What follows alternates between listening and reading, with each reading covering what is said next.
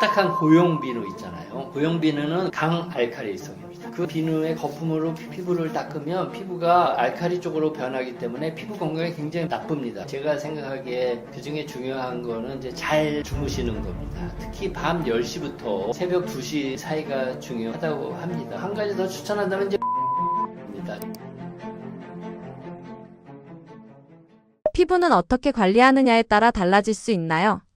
물론입니다. 제가 나이 들어 보여서 미치겠어요. 이 책을 쓰면서 가장 강조하는 것이 생활 속에서 비교적 어렵지 않게 우리가 매일매일 피부 루틴으로 생각하고 피부를 항상 젊고 건강하게 유지할 수 있는 생활 습관 7가지에 대해서 여기 설명을 해놨습니다. 제가 저속 피부 노화 생활 습관 7가지인데 그거를 습관적으로 습관이 들면 그렇게 노력하지 않아도 습관적으로 다 쉽게 매일매일 피부를 젊고 건강하게 유지하는 좋은 습관을 할 수 있는 거거든요. 어렵지 않은 거니까 한번 책을 읽고 잘 해보시면 좋고요. 아마 10년, 20년, 30년 꾸준히 하다 보면 60이 됐는데 자기 또래보다도 10년, 많게는 20년 더 젊게 보일 수 있지 않을까? 그리고 요즘에는 레이저나 피부 시술 이런 걸 많이 하는데 굳이 그런 거를 안 해도 될 정도로 피부를 젊고 건강하게 유지할 수 있지 않을까? 이렇게 생각을 하고 있습니다. 그래서 한번 꼭 읽어보시고 생활 속에서 철저히 생활 습관을 한번 유지해 보시기를 꼭 추천드립니다. 피부 노화를 늦추려면 어떤 생활 습관이 가장 중요하다고 보시나요?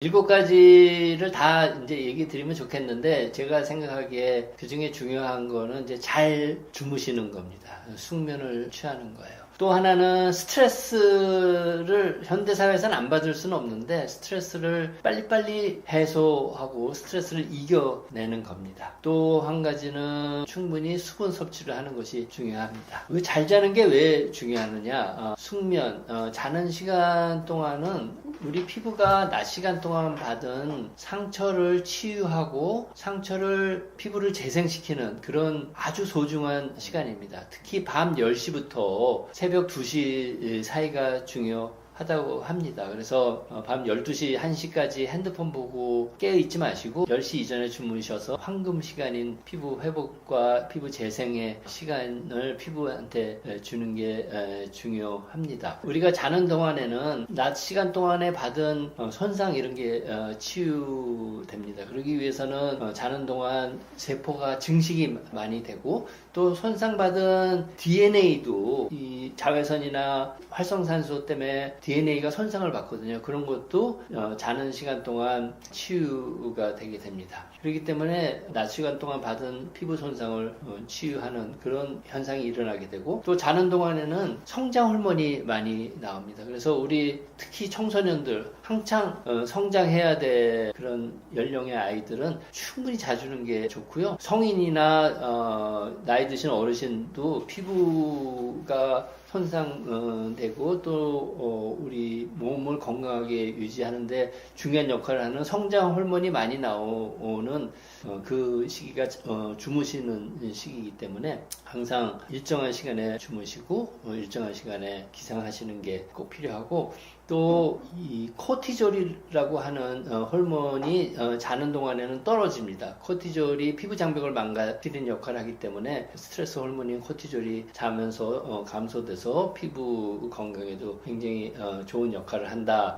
그렇게 말씀을 드릴 수 있습니다. 그래서 항상 일정한 시간에 잠자리에 들고 또 일정한 시간에 기상하고 그것이 일주기 리듬이라고 그래가지고 사람은 낮 시간과 밤 시간에 피부가 하는 일이 달라집니다. 근데 일주기를 서카디안 리듬을 항상 일정하게 유지해야 피부가 제때 재생도 하고 회복도 하는 그런 역할을 제대로 할 수 있기 때문에 항상 일정한 시간에 숙면을 취하는 게 굉장히 중요합니다. 두 번째, 스트레스를 받으면 스트레스 호르몬인 코티졸이 굉장히 증가하게 됩니다. 혈중 내 코티졸이 증가하면 만병의 원인이 되는데 피부도 예외가 아니라서 코티졸이 증가하면 코티졸이 피부 장벽을 드리게 돼서 피부가 굉장히 건조하게 되고, 또 코티졸이 콜라겐 합성을 억제하기 때문에 주름이나 피부 노화 증상을 증가시키게 되고요.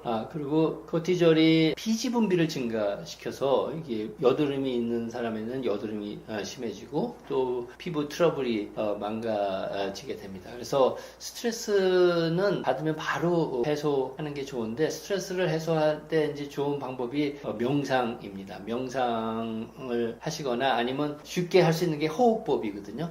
그래서 4초 동안 복식 호흡으로 숨을 크게 들이신 다음에 7초 동안 참으세요. 참고 그 다음에 입으로 8초 동안 길게 숨을 내쉬면 그게 4, 7, 8 복식 호흡법이라 그래서 부교감 신경을 활성화시켜서 스트레스를 해소해서 코티졸 레벨을 떨어뜨리는 효과가 있다는 것이 잘 알려져 있습니다. 그래서 스트레스를 받거나 아니면 마음이 불안할 때는 그런 4, 7, 8 복식 호흡법을 가만히 앉아서 명상을 하시면서 한 5회 내지 10회 반복을 하면 마음도 편해지고 스트레스가 금방 해소되는 것을 느끼실 수 있고요. 그 다음에 피부가 건조하지 않고 피부의 보습을 잘 유지시키는 게 굉장히 중요한데, 그러기 위해서는 충분한 물을 마시는 게 중요하다 하는 것이 과학적으로 여러 논문에 잘 증명이 되어 있습니다. 그래서 남자의 경우에는 3.7리터, 그거는 음식을 통해서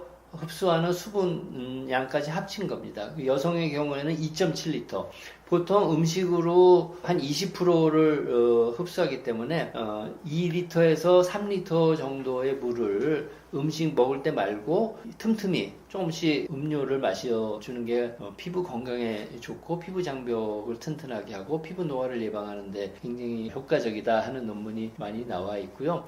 물, 이온 음료 이런 건 괜찮은데, 술은 우리가 먹으면 이뇨장이 있어서 술 마시는 양만큼 물이 빠져나가게 되기 때문에 내가 오늘 생맥주 2000cc 마셨다 그랬다고 물 2000cc 마시는 건 아니고요. 그거는 오히려 물 2000cc를 잃어버리는 거랑 같습니다. 그래서 술은 아니고 카페인 음료도 아니고요. 맹물이나 아니면 이온 음료 이런 거는 우리가 마시는 물량에 계산해도 될 것 같습니다. 그래서 잘 주무시고 스트레스 받지 마시고 충분한 물을 마시는 것이 피부 노화를 예방하는 생활 습관 중에 중요한 3가지라고 말씀을 드릴 수 있겠습니다. 피부에 활력을 주기 위해 더 추천하고 싶은 게 있다면 무엇인가요? 네, 한 가지 더 추천한다면 이제 운동입니다. 저는 아침마다 헬스장에서 1시간씩 꼭 운동을 하는데, 운동을 하면 이제 심박수가 증가하고 혈류량이 증가하죠. 운동할 때 피부의 혈류량이 운동의 강도에 따라 다르긴 하지만 어떤 논문을 보면 8배까지 증가한다고 알려져 있습니다. 피부의 피가 8배로 더 운동하는 동안 증가하게 되면 혈액을 타고 산소 공급이 원활하게 되고 또 혈액을 타고 영양분 공급이 원활하게 되기 때문에 피부가 훨씬 건강해질 수 있는 거죠. 그 다음에 코티졸, 스트레스 호르몬인 코티졸을 떨어뜨리기 때문에 굉장히 피부 건강에 좋고요. 또 염증 반응을 억제합니다. 피부에 생기는 염증 반응을 억제하고 그다음에 피부 노화를 억제하는 그런 효과가 잘 알려져 있기 때문에 운동은 규칙적으로 하시는 게 좋고, 운동은 이제 근력 운동도 있고 유산소 운동도 있고 스트레칭도 있잖아요. 그거를 잘 적절히 배합을 해서 운동을 하시는 것이 우리 피부에 활력을 주는 아주 좋은 방법 중에 하나다. 제가 이 책에 자세한 내용을 써놨으니까 한번 참고하시기 바랍니다. 피부를 위해서 절대로 피해야 하는 습관은 무엇인가요? 네, 피부에 염증을 유발하는 행동들, 습관적으로 하는 그런 행동들이 있어요. 그런 걸 피하셔야 됩니다. 제가 아까도 말씀드렸는데 피부에 염증이 생기면 피부에 노화를 유발합니다. 그래서 우리가 그걸 염증에 의한 노화다 그래서 염증 노화, 영어로는 inflammation이라고 제가 아까 말씀드렸죠. 염증이 inflammation이고 노화가 aging이기 때문에 염증 노화, inflammation입니다. 그래서 피부에 염증을 유발하는 습관이 뭐가 있을까요? 햇빛을 보는 거. 우리 자외선을 받으면 피부 염증이 일어나죠. 또 피부 온도가 올라가는 거. 열로화 하면 이제 염증이 일어나고, 대기 오염 물질이 피부에 묻으면 이제 활성산소가 만들어지고 또 염증이 일어납니다. 그래서 그런 환경적 요인을 피해야 되고요. 또 피부에 자극을 주는 거. 때를 민다. 때를 밀면 피부 장벽이 망가지고 피부가 건조해지면 피부에 염증이 일어난다. 이건 잘 알려진 거기 때문에 그런 걸 하시면 안 되고, 또 피부에 우리가 더 예뻐지기 위해서 레이저 수술 받거나 또는 뭐 각질 제거를 피부 관리실에서 하거나 하는 것은 반드시 염증을 유발합니다. 그래서 각질 제거는 절대로 하시면 안 되고, 레이저는 피부에 미용적으로 큰 문제가 있으면 한두 번 하는 거는 할 수 있지만, 지금 이쁘고 피부가 건강한데 더 이뻐지고 더 건강해지기 위해서 주기적으로 그런 시술을 받는 거는 피부에 염증을 유발해서 장기적으로 10년, 15년 후에 나쁠 수도 있다. 피부에 염증을 유발할 수 있는 그런 환경적 요인이나 아니면 샤워 습관, 목욕 습관 또는 이제 피부 관리실에서 받는 거, 이런 것들은 조심해서 신경을 쓰셔야 될 습관이다, 이렇게 말씀을 드리겠습니다. 세정제만 제대로 써도 피부 노화를 낮출 수 있다는 이야기도 있는데요. 제대로 씻는다는 건 무엇이고 세정제는 어떻게 골라야 하나요?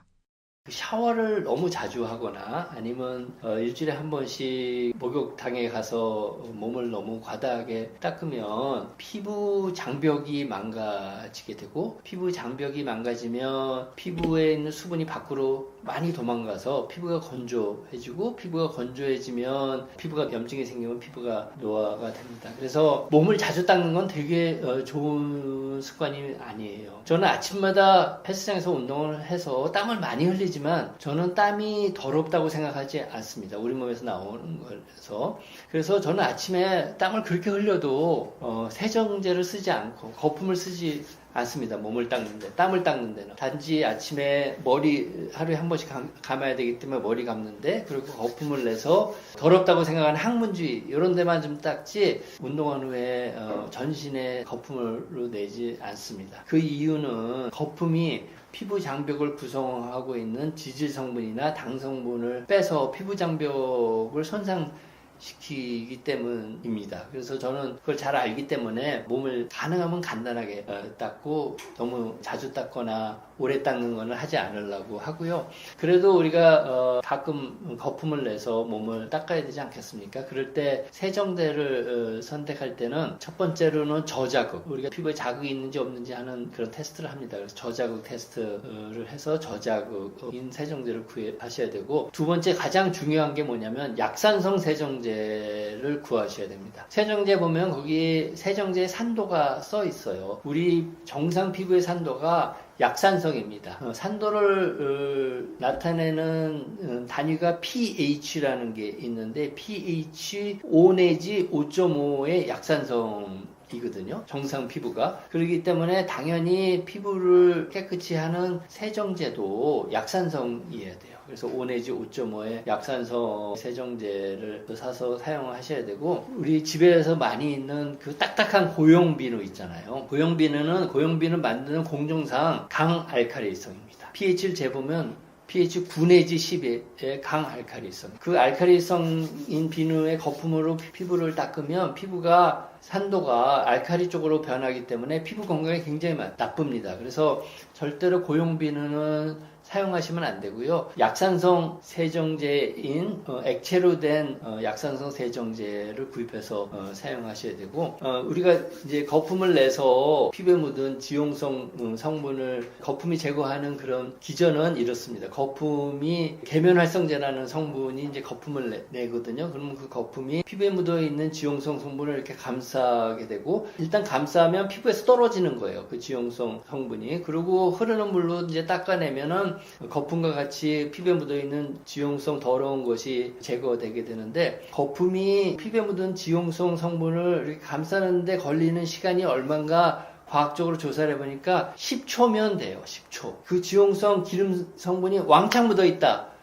그러면 10초보다는 조금 더 걸릴 수 있지만 20초면 충분하다는 겁니다. 그래서 우리가 거품으로 비누질을 할 때 10초, 기르면 10초, 아주 기르면 20초면 충분합니다. 제가 헬스장에서 샤워장에 들어가면 10초, 20초가 아니고 5분 동안 계속 문지르시는 분도 있는 걸 봤는데, 정말 피부에 나쁜 겁니다. 피부 장벽을 다 해치는 행동이라서 거품은 가능하면 짧게 하시는 게 좋다, 이렇게 말씀을 드리겠습니다.